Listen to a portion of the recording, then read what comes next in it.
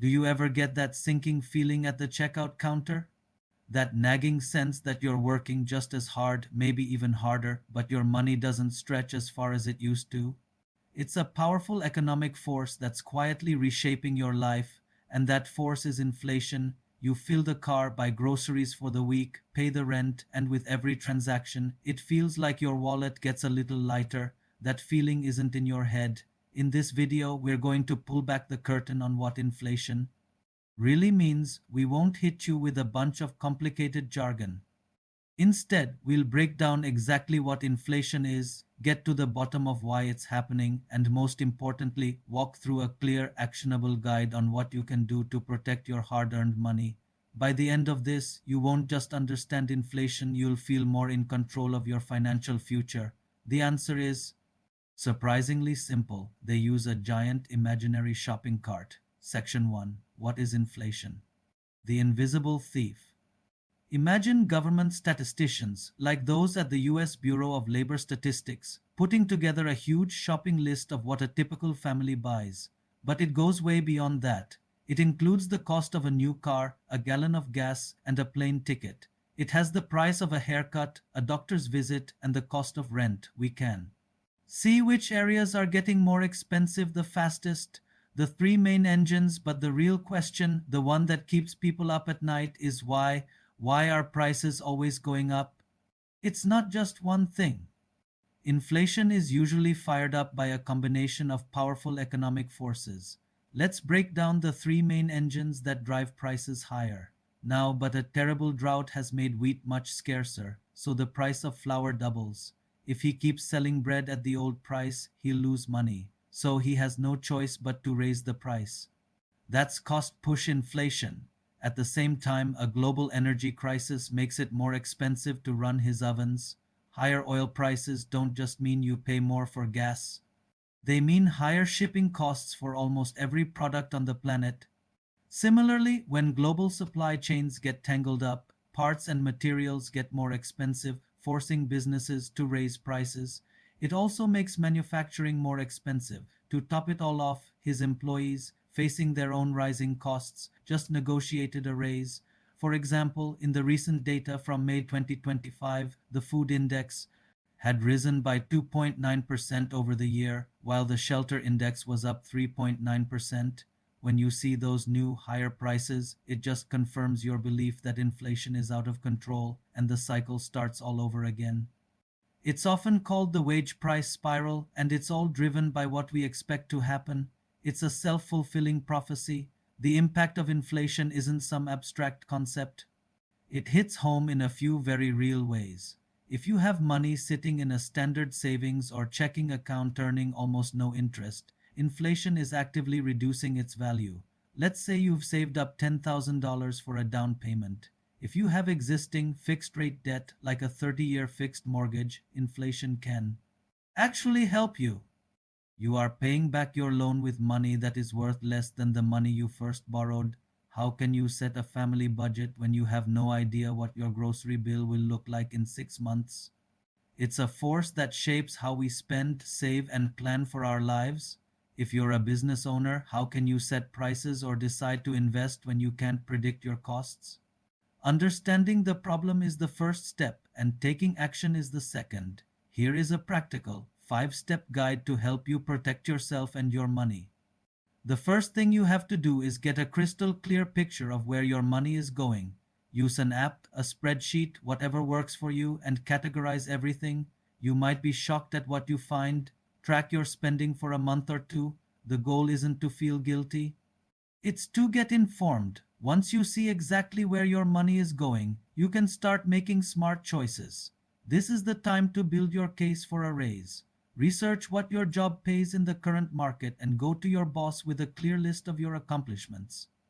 If a raise just isn't in the cards, think about developing new, in-demand skills or maybe starting a side hustle to bring in another stream of cash. Even a little extra income can make a huge difference. Find the non-essentials you can trim back, even just for a while, to free up cash for the things that are getting more expensive. This uncertainty makes everyone more cautious. People spend less, businesses invest less, and it can slow down the whole economy. Make it your top priority to aggressively pay down high interest debt like credit card balances. Those rates can climb fast and trap you. It turns you from a passenger being tossed around by economic waves into the captain of your own ship, armed with a map and a plan.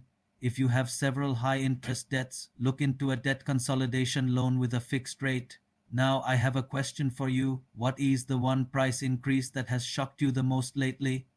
Is it the cost of eggs, a tank of gas, your rent? Drop it in the comments below. Let's start a conversation and share what we're all seeing out there. Knowledge is power, but shared knowledge is a community. Thanks for watching. It can give you one predictable payment and a clear finish line, and be very careful about taking on any new debt with a variable rate. Your mortgage payment stays the same, but as wages and prices rise around it, that payment becomes a smaller piece of your budget. We've learned that it's not some big mystery, but the result of real economic forces, huge demand, rising costs, and our own expectations. And most importantly, we've laid out a clear toolkit you can start using today to fight back. Leaving all your long term savings in cash is a guaranteed way to lose purchasing power over time. But for lenders, it's the opposite. And if you're trying to take on new debt, it's a huge problem. You should always talk to a professional who gets your personal situation. But the principle is critical. To actually grow your wealth, your money needs to be working for you in investments that have the potential to earn more than the rate of inflation. Historically, things like stocks and real estate have done that over the long run. For more direct protection, you can even look into investments like Treasury Inflation Protected Securities (TIPS), which are government bonds designed specifically to shield you from inflation. The key is to have a diverse portfolio that matches your goals and how much risk you are comfortable with. To fight inflation, central banks raise interest rates. This makes new car loans, mortgages, and especially credit card debt way more expensive. If inflation runs at 3% for a year, that $10,000 can now only buy what $9,700 could have bought a year ago. You haven't spent a penny, but you've lost $300 in real buying power. This is devastating for people who've spent a lifetime building a nest egg for retirement, only to watch it shrink in value. In times like these, brand loyalty can cost you. Be open to store brands. They're often just as good for a lower price. Plan your meals for the week and make a strict shopping list to avoid those impulse buys. Hunt for sales, use coupons, and consider buying non-perishable stuff in bulk when it's on offer. It's not about being cheap. It's about being efficient with your money. Let's say you and your coworkers see the price of groceries, gas, and rent all rising. Think about retirees on a pension or anyone whose income doesn't go up regularly. This is where inflation hits the hardest. Their income is a fixed number, but the cost of everything they need to live, food, medicine, utilities, is constantly rising. Every percentage point inflation goes up is a direct cut to their standard of living. It forces heartbreaking choices, like having to choose between a prescription and heating their home in the winter. This is why inflation is often called the cruelest tax. It disproportionately harms the most vulnerable. You start to worry this isn't going to stop. If everyone believes inflation will stay high, it can get locked into the economy and become very hard to stop. So when it's time to negotiate a new contract, you don't just ask for a raise to cover last year's inflation. You overall energy prices had actually decreased by 3.5%. Ask for and turning that vague feeling of things being more expensive into a concrete fact about the economy, even bigger one to protect yourself from the baker realizes people are willing to pay more to make sure they get one.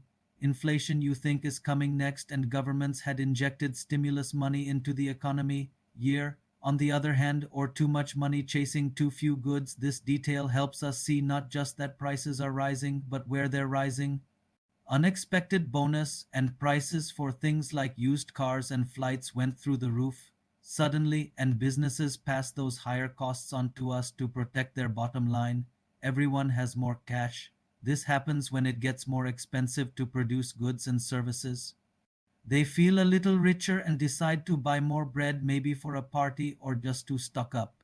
Now you have 150 people lined up at the bakery, all wanting bread, but the baker can still only make 100 loaves. What happens? So he raises the price. when things reopened, that's demand pull inflation. It's meant to be a complete snapshot of the cost of living. Everything's in balance. It even tracks smaller items like a movie ticket or your cell phone plan. People had saved money from not traveling or eating out. There was a massive surge of pent up demand. Everyone wanted to book a vacation. All weighted by how much of a household's budget they take up by a car. When you hear that the annual inflation rate was 2.4% for the 12 months ending in May 2025, it means that your savings and your future. The same basket of goods and services cost 2.4% more than it did 1 year before, or fix up their house all at once. But the factories, airlines, and construction crews couldn't keep up. The result was too much money chasing too few goods. What is inflation? Inflation is simple. It's the slow decline of your money's buying power. That latte might have cost you $3, that exact same cup of coffee. It happens when everyone wants to buy more stuff than there is stuff available. From the same place, made the exact same way, might cost you $4.50. A year from now, it will still be a $100 bill. Think about your favorite cup of coffee. The town still wants its 100 loaves. Really? Forget the confusing charts and dusty textbooks for a second. This basket of goods and services is incredibly detailed. It's the everyday experience of inflation. What changed was the value of your money. But financially, you're actually moving backward. That dollar in your pocket just got weaker.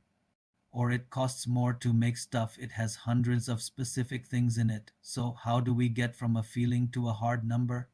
How do economists track this invisible thief? So every pound, every euro you have buys a little less today than it did yesterday. At its core, 5 years ago, like the goalposts are constantly being moved.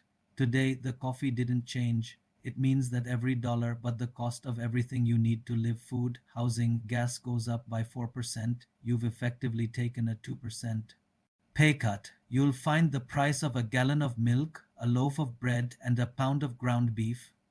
It doesn't sneak into your bank account and take cash, but it shrinks what that cash can actually do in the real world. That $100 bill tucked away for an emergency.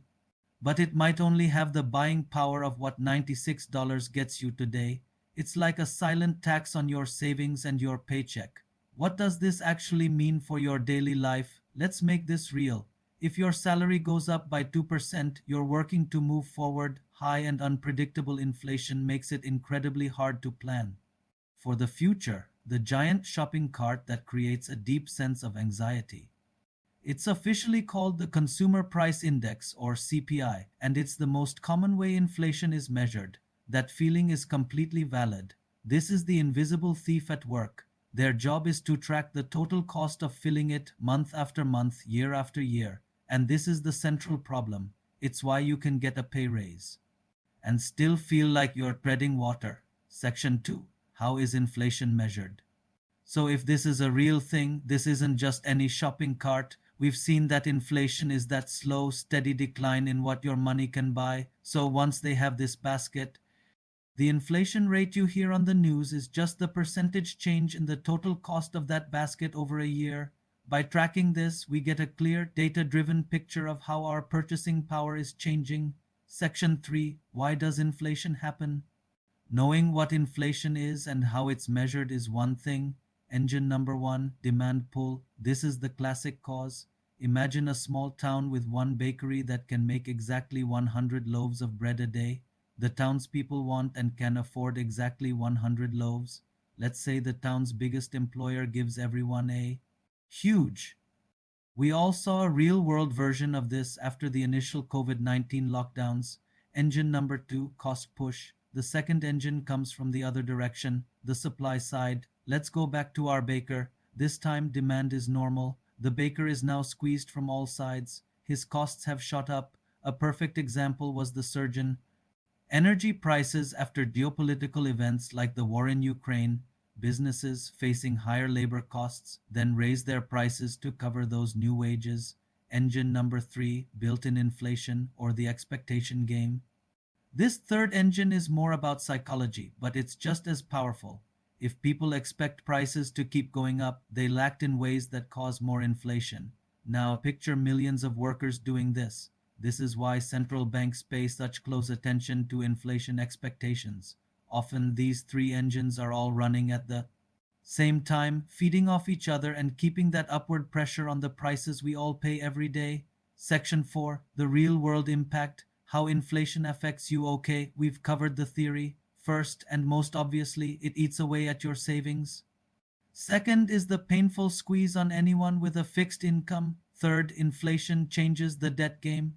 This one is a double edged sword. Finally, there's the stress of uncertainty. From the grocery store to your retirement account, inflation's effects are profound. Section 5, how to protect yourself, your financial toolkit.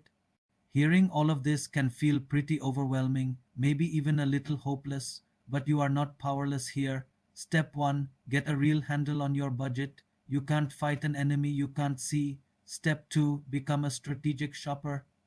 This is about shifting from a passive consumer to an active one. Step 3, focus on growing your income. Cutting costs is defense, but the best offense is growing your income to keep up with or even beat inflation. Step 4, manage your debt wisely. Like we talked about, high inflation usually means high interest rates. Step 5, invest to outpace inflation.